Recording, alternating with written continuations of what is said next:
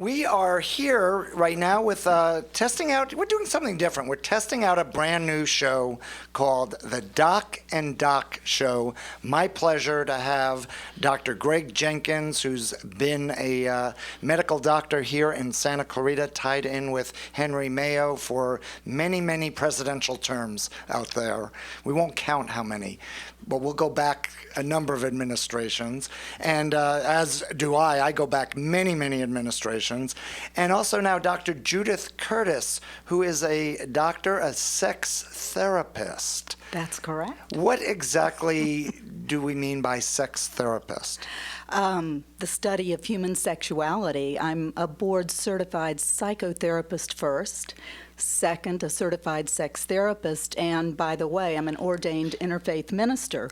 So when somebody comes to see me, for instance, if Dr. Jenkins sees someone and you say, well, we can see every part of you except we can't deal with the lungs and the heart. Sexuality is who we are. It's part of who we are in our spirituality. So I think when we have knowledge of all of that, we can help people a lot more and have a lot more fun. So you really take on the whole package. I take on the whole package. Now, how did you and Dr. Jenkins meet? I'll let you. Well, we met at my office. She came into the office one time being very ill, I remember, and she just moved here from Maryland, and we were just talking like I talk to all new patients and continuing patients, trying to find out, what are these people, who is this person, what are they like, how can I help them? And it turned out that she's a therapist. So I said, Dr. Kurtz, let's do a show. It'd be kind of fun to do a show. I like when I asked a guest on Gene Dorio's show. So I thought this would be kind of fun. So I gave Carl a call, and so far things are going good here. So what's your vision with this? What do you envision this show becoming for everyone who's out there right now wondering, why are we talking about this? Carl, for me, I envision education. I think there is so much ignorance about how we take care of ourselves, sexuality, spirituality. There's a lot of talk, there's a lot of embarrassment, and I think once you get the information and it's given in a way that you can hear it in a comfortable, fun way, then you feel much better about yourself. So for me, it's education. How about you? Well, for me, it's investigation. When I met Dr. Kurtz, because I have a lot of patients that come in, and they're having different kind of intimacy issues, and I'm always trying to find a medical reason for it. So I check the labs, I check these things, I check those things, and I keep looking for things. And the truth is, most of the time we don't find it. Most of the time we say, well, it's probably some kind of cerebral issue that you're having. So I was so glad to meet Dr. Kurtz, because that way I could refer patients to her and she could help them. And because if you're healthy in your mind, you're healthy in your body, and healthy in medical. So I think it'd be just a wonderful opportunity for the community. And I'd like to emphasize, too, with Dr. Jenkins, when a patient comes to me initially, I always do medical first or physical first. If they say, I have low libido, I'm not doing well, I'm depressed, this or that, I absolutely do the physical first. And if that checks out, then come back and we're just going to get all the answers. We're talking with Dr. Judith Curtis, also Dr. Greg Jenkins, here on AM 1220 KHTS, the Doc and Doc Show. Carl Goldman with you on AM 1220. And I'm sorry, I've been mispronouncing your name, Dr. Kurtz. It's Kurtz, not Curtis. Correct, that's common. Curtis. And the Doc and Doc Show. Let's take a look at medicine and also the sexual therapy as we're taking a look into the future. Where's it all heading? Well, medically, there is quite a few advancements in sexuality. They think it may be even micronutrients that are food items that could make things much better. And you may hear advertisements or see advertisements in magazines about these kind of micronutrients, and truth is they may be working for you. The nitrites that are in certain foods are really effective for sexual enhancement. So it's not just foods that have once been considered aphrodisiacs, like oysters, for instance, or some other foods. Carl, if you believe it works, it may. It's really in the mind. I think lately, and I wonder how Dr. Jenkins feels about this, there was the pink Viagra that came out for women. And, of course, the first thing I thought was, this isn't going to work at all, because female sexuality is so different from male sexuality and so complex that it starts in the mind and the heart. And so a pill isn't really going to help women with their sexuality. However, if you believe it works, it just might. But I don't think it's magical as with men. Well, trying to find the pink Viagra for women is very, very hard, because it's very hard to measure things. For men, when they were developing Viagra, they would measure how much pressure was in our male member area, and they would find medicines that would make the pressure increase so that you'd have a better erection. But for women, there's nothing we can really measure quite that way. We can't put a blood pressure cuff around anything like they do in men. So I can understand why it'd be so hard for women to have enhancements because of medication. You talked about if it works, do it. So Correct. So how much of this is psychological?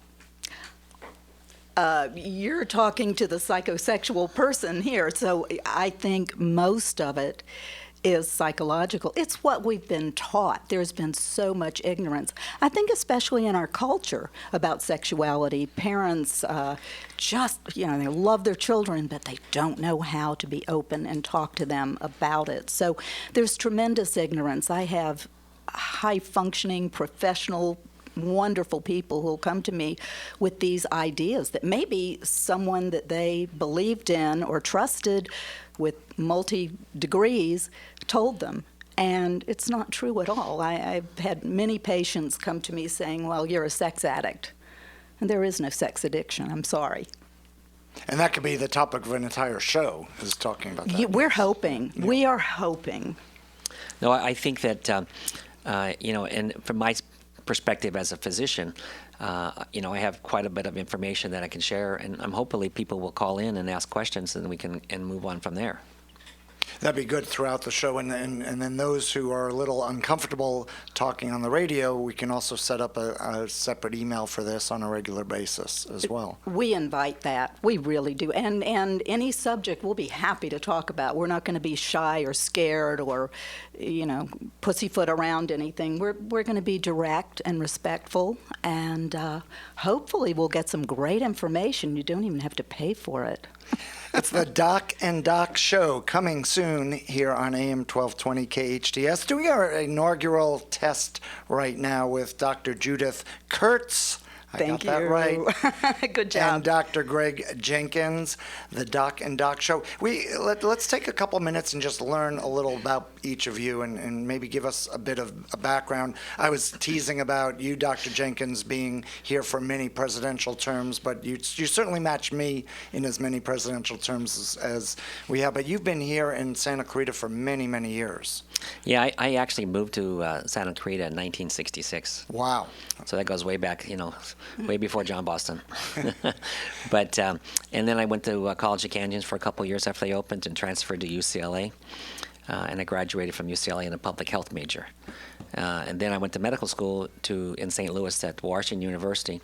And it's always a top school, still is a top school. And I have to thank my professors for teaching me so much. When I attended there, we were the third highest ranked medical school in the United States, according to U.S. News and World Report. And now they're fifth, so I guess they went down a little bit, but they're still in the top 10. So, I come from a good background, and I think that's why my patients like me, because I'm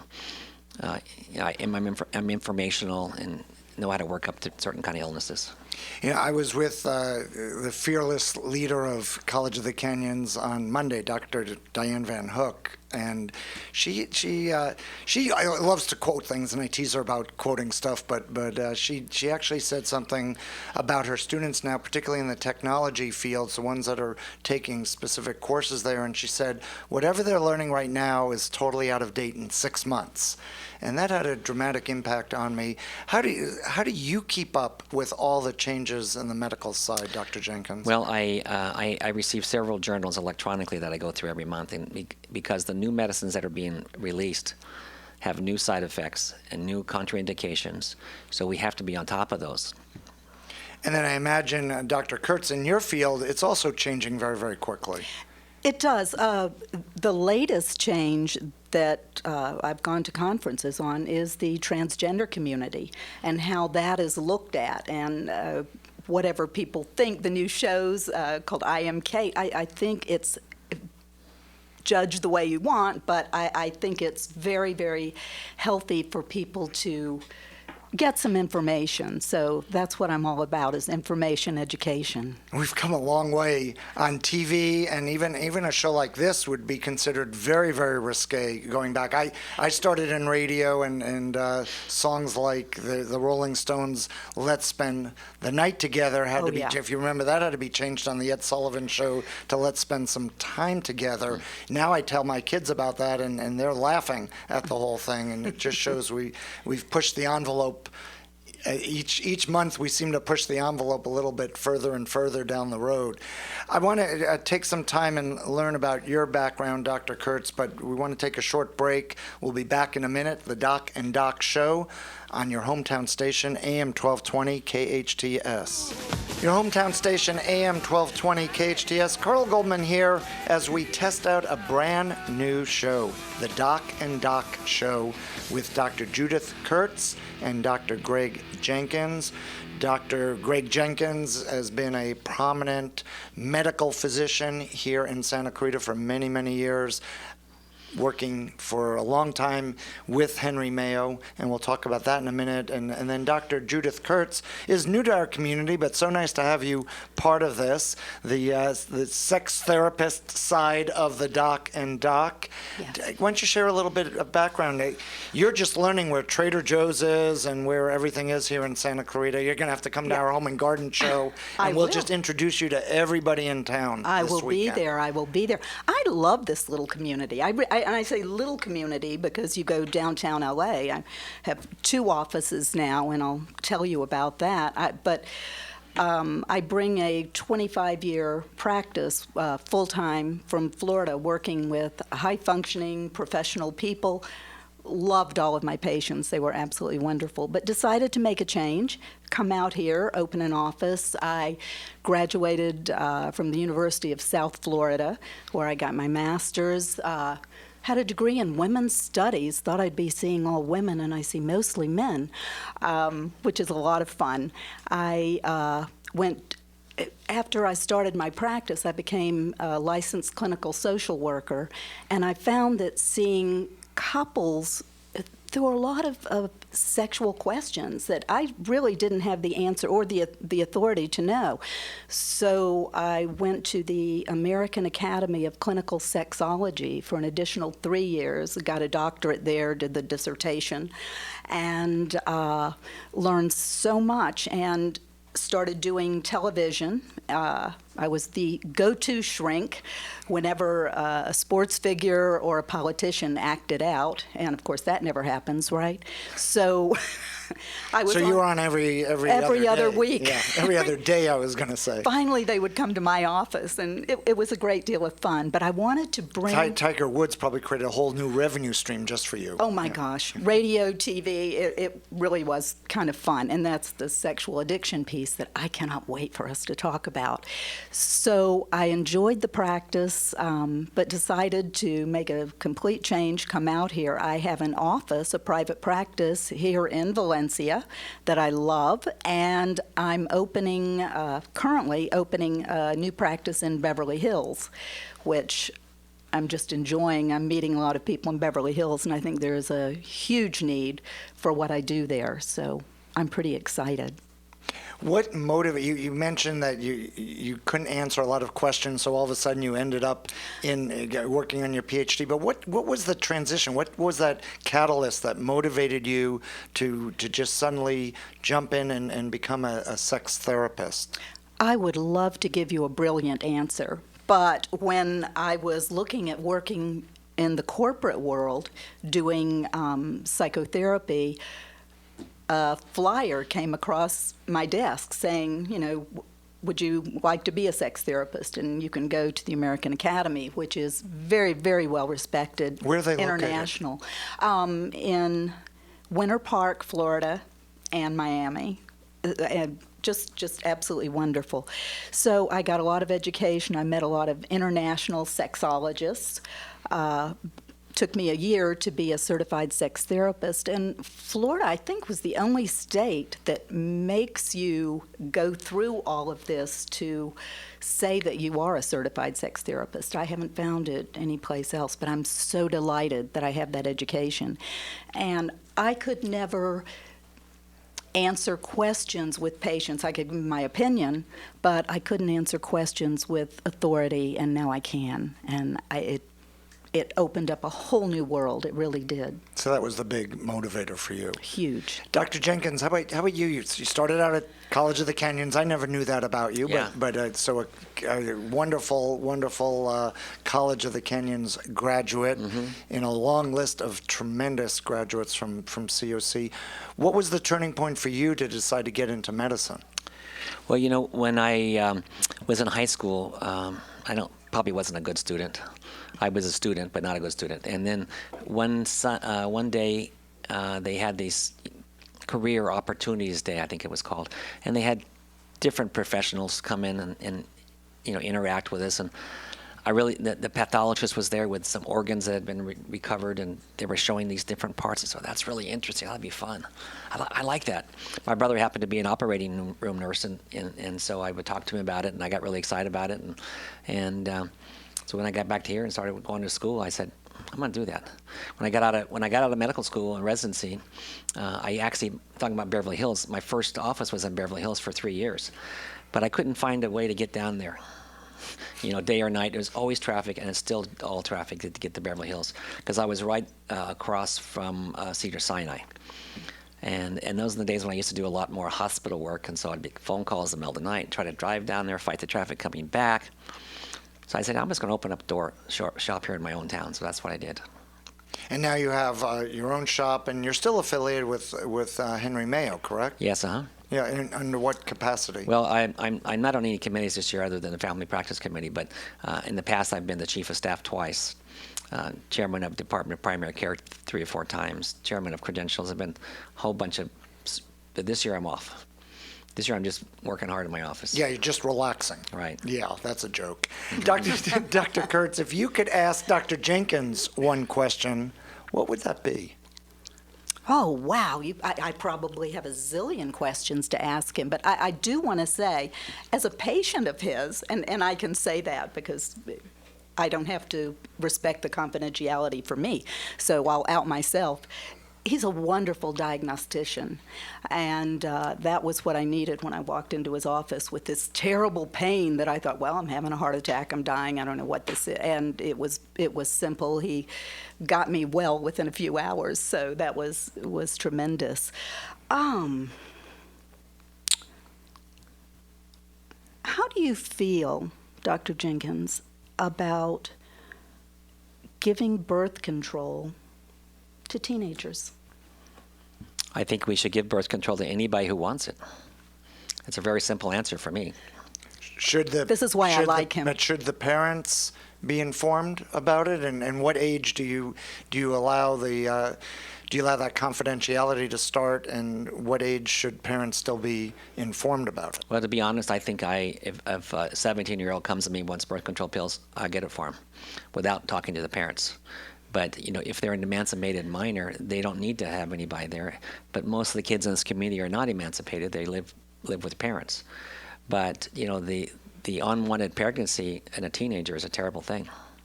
Absolutely. But what about a 14-year-old?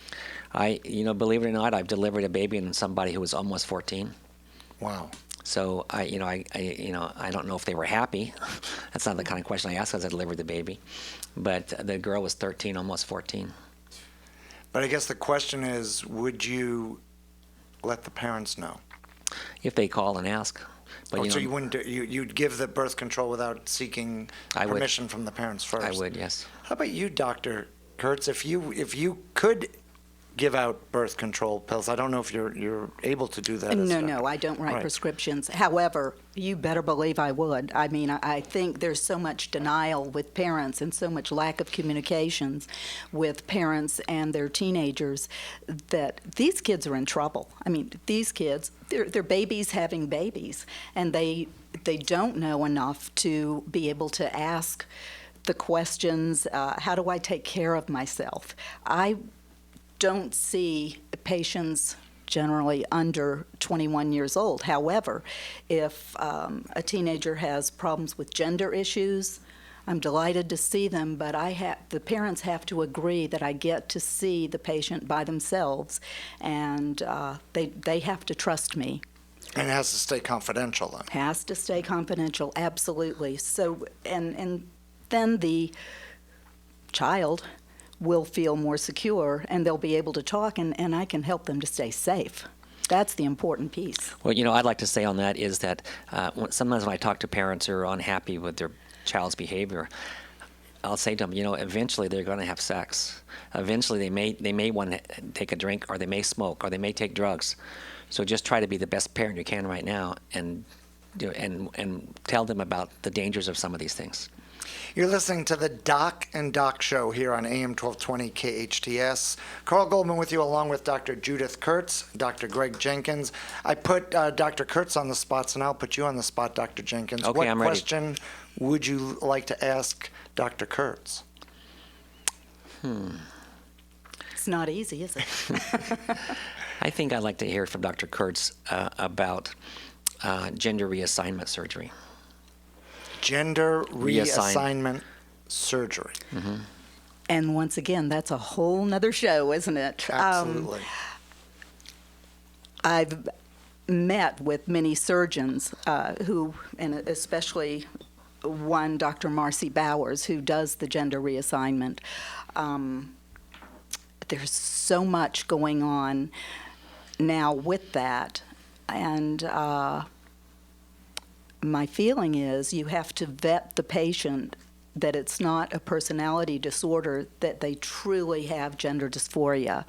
And once you do that, and sometimes it takes a while, then you can refer for the reassignment surgery. Some don't do it. Some people just like to cross-dress. That's fine with me, but we know how to diagnose it and how to make the patient feel more comfortable with their dysphoria. I was wearing my Santa hat today, so I wasn't quite cross-dressing, but we'll come up with a new medical term. I think it was for crisscross, wasn't it? Yeah. Did it make good. you feel good? That was good. I was just trying not to take myself too seriously today. And this could be a whole other show, but in fact, in California recently, there was someone in the prison system who ended up getting a sex change operation, or cross-gender, and we paid for it. Mm-hmm. So that will be a whole other show. That's a can of worms, isn't it? Yeah, we're going to open that can of worms in a future show. I want to thank both of you for joining us. This half hour just zipped by. It did. And I learned a lot, and I'm looking forward. We just touched upon just a few topics. It's going to be very exciting to have both of you here on a weekly basis, delving into a variety of things and really bouncing off each other, getting that yin and yang, or the doc and doc as we call it. Mm-hmm. So thank you both, and we look forward to having you join us here on your hometown station. Dr. Judith Kurtz, Dr. Greg Jenkins, the Doc and Doc Show. We'll be promoting that and giving all of you information on where you can hear it, when you can hear it, and how often you can hear it. Your hometown station, Carl Goldman with you. Thanks for joining us. AM 1220 KHTS. See you at the Home and Garden Show Saturday, Sunday, Central Park, 10A to 5P Saturday, 10 to 4 Sunday. Bring the kids, free of charge, fun time for all. Justin, it's all yours.